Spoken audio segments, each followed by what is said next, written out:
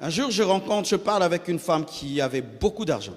Et puis comme ça, je lui pose la question, tu as combien d'argent en banque? Elle me dit rien. J'étais vraiment étonné. Elle m'a regardé et dit, ah Marcelo, tu es très étonné que j'ai rien en banque. J'ai dit, vraiment, je suis très étonné. Je pensais que tu avais au moins 1 million et tout. Elle a rigolé. Elle dit, moi, mettre 1 million en banque, pourquoi faire? Oh, parce que moi, on me disait, non, quand on est riche, on met l'argent en banque, beaucoup d'argent en banque. Elle dit, moi, que je mette beaucoup d'argent en banque pour enrichir les banques. Je dis, comment ça? Elle dit, non, on ne garde pas l'argent en banque. Ah, alors on fait quoi? On dit, on met l'argent en banque en attendant un projet. Une fois que tu as le projet, tu vides. Pourquoi? Parce que tout argent que tu gardes en banque travaille pour la banque, pas pour toi. Alors, si tu as un projet, qu'est-ce que ton argent fait en banque? Va retirer, investir ça. Le potentiel matériel, les biens que tu as, la richesse que tu as, l'héritage que tu as. Un jour, un garçon vient me voir et il me demande de l'argent, il se plaint. Mais pendant qu'il se plaignait, je le regardais. Il avait une chaussure d'au moins 500 $. Il avait un pantalon super 100. Il avait une montre qui coûtait cher. Il sentait un parfum cher. Sa chemise était chère. Sa ceinture était chère. Tout sur lui était cher, mais il me parlait comme un pauvre. Alors je lui ai dit, vraiment, je suis très étonné que tu me demandes autant d'argent, parce que je vois que tu as l'argent. Et il était étonné. J'ai dit, ta chaussure là, tu ne peux pas la vendre. La ceinture là, tu ne peux pas la vendre. Au lieu de mettre des parfums chers comme ça, soit tu as au bachula, il se dit, mais arrête de t'être cher comme ça et investis. Il m'a regardé comme un méchant. Il est parti. Des années après, ce jeune garçon est devenu millionnaire. Pourquoi? Je lui avais appris une chose, qu'il y a le potentiel dans les biens. Des fois, tu te dis que je n'ai pas un capital pour commencer les affaires, mais vends ta voiture. Toi, tu veux avoir une voiture, mais sans carburant. Parce que si tu vends la voiture, on va dire qu'aux ont asima. Oza déjà na sima. Oza na mutuka, oza mubola. Donne-moi la main. Alors, au lieu d'avoir une voiture, tu n'as pas le carburant et tu as un rêve dans ton cœur de commencer une affaire, vends la voiture, marche à pied, mais commence une affaire. Fais l'inventaire de ton potentiel matériel. Tu habites une grande maison à 1 000 $ par mois. Quitte la maison de 1 000 $ par mois, va chercher une maison de 100 $ par mois, investis le loyer dans les affaires. Quand quelqu'un vient ici, il voit cet écran, mais ce n'est pas qu'un écran. Si l'église a des dettes et je dois payer 20 000 $ où on nous arrête, n'a tête qui écran. 20 000 $, n'a qu'au tête en haut. Alléluia.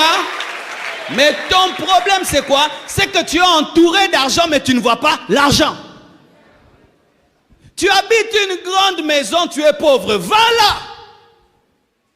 Vendez votre maison, faites les affaires. Parce qu'on ne mange pas la maison. Des choses que les gens font. Il est dans un bureau qui coûte cher. Vends le bureau cher. Achète des chaises simples, investis ça.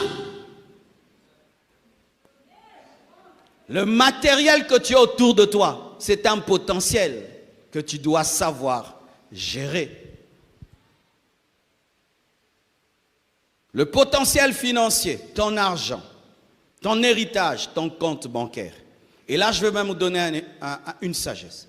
Un jour, je parle avec une femme qui avait beaucoup d'argent. Et puis comme ça, je lui pose la question, tu as combien d'argent en banque? Elle me dit rien. J'étais vraiment étonné. Elle m'a regardé et dit, ah Marcelo, tu es très étonné que j'ai rien en banque. J'ai dit, vraiment, je suis très étonné. Je pensais que tu avais au moins 1 million et tout. Elle a rigolé. Elle dit, moi, mettre 1 million en banque, pourquoi faire? Oh, parce que moi, on me disait, non, quand on est riche, on met l'argent en banque, beaucoup d'argent en banque. Elle dit, moi, que je mette beaucoup d'argent en banque pour enrichir les banques. Je dis, comment ça? Elle dit, non, on ne garde pas l'argent en banque. Ah, alors on fait quoi? On dit, on met l'argent en banque en attendant un projet. Une fois que tu as le projet, tu vides. Pourquoi? Parce que tout argent que tu gardes en banque travaille pour la banque, pas pour toi. Et quand tu vas dans ta banque, on te dit que tu as $1 million, tu n'as pas $1 million, tu as un chiffre d'1 million. Ton argent se promène dans les... Ils prêtent ton argent. Et ils ont des intérêts derrière ton argent. Ils donnent ton argent à gauche et à droite. Et avec ton argent, ils ont des intérêts de 12%. Mais ton argent n'est pas là. C'est pourquoi quand tu mets de l'argent en banque, on t'envoie un numéro. est-ce qu'on t'envoie ton argent?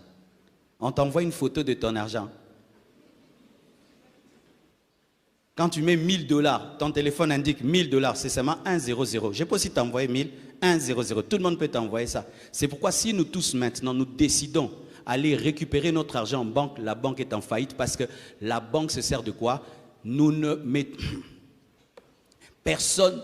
C'est impossible que toute une nation aille réclamer le même jour son argent. Il compte par le fait que quand toi tu donnes, l'autre va prendre ce que tu as donné. C'est comme ça la banque vit. Ouvrez des banques.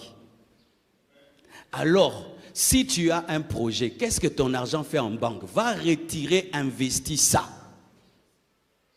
On garde l'argent en banque lorsqu'on n'a pas d'idée. Mais quand on a des idées, on ne garde pas l'argent en banque. On garde l'argent dans des choses qui tournent. Surtout au Congo. Quand tu gardes ton argent en banque, les intérêts, c'est quoi? Ce sont vraiment des miettes. Mets ça dans des affaires qui te rapportent des vrais intérêts. Et sache que la richesse, ce n'est pas le compte en banque, ce sont les investissements. L'homme de Dieu Colin Zolantime nous a dit ceci, qu'il faut investir dans l'agriculture, dans l'élevage et dans. Pourquoi? Parce que bientôt, les économistes sont en train de dire qu'il y aura un crash économique qui arrive. Et imagine que maintenant, là, toutes les banques tombent en faillite. Comment tu vas récupérer ton argent? Ton potentiel. Ne sois pas ces gens-là. Tu regardes ton compte, 1 million, 2 millions, non! Qu'est-ce que je vais faire avec ces 2 millions? Qu'est-ce que je vais faire? Comment je peux investir mes 2 millions pour avoir 4 millions? Parce qu'en banque, quitter 2 millions à 4 millions, ça prend des années. Mais dans l'investissement, ça peut te prendre une année. Ne te glorifie pas de regarder ton compte en banque. Il travaille pour la banque. Tu dois l'investir. Tu dois l'investir. C'est pourquoi un homme qui a l'intelligence financière, lorsqu'on regarde son compte, 0. Et puis l'argent entre. Ça sort. Ça sort. Ça sort. C'est ça l'intelligence financière. Pas ça entre. Non. Imaginez ces dictateurs qui ont gardé, puis sont morts. C'est resté en Suisse.